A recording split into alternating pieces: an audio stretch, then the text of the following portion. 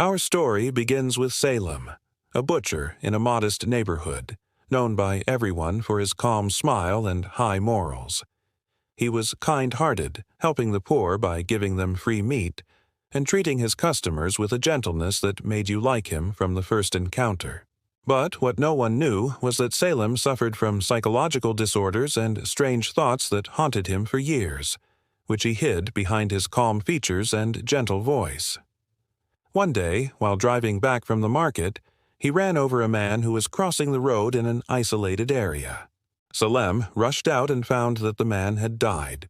He panicked and didn't know what to do, so he decided to take the body with him and hide it inside his shop.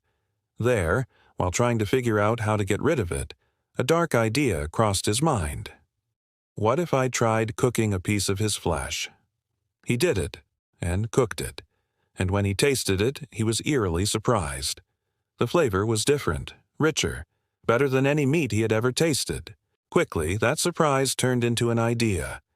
Why not sell this meat? Who would know? He butchered the body into parts and began selling it in his shop as fresh beef. To his shock, the customers loved the new kind of meat, and demand increased rapidly. Salem couldn't resist the temptation of money and quick success. Little by little, he became obsessed with human flesh and no longer waited for accidents. He started going out at night, driving his car through empty roads, searching for his next victim, running them over on purpose and bringing them back to repeat the same bloody cycle. This continued for months. He killed, butchered, sold, and no one suspected a thing. But one night, he tried to run over a young man in a remote area. Thinking the man was dead, he took him to the shop and placed him in the freezer. What he didn't know was that the young man was still alive. The man woke up inside the cold and dark freezer, surrounded by the smell of death, only to discover dismembered bodies and frozen limbs. Terrified, he held himself together, managed to escape, and ran until he reached the police station, screaming like a madman. The police raided Salem's shop and found everything: the bodies, the tools, the remains, and bags of human meat ready for sale. Salem didn't deny anything.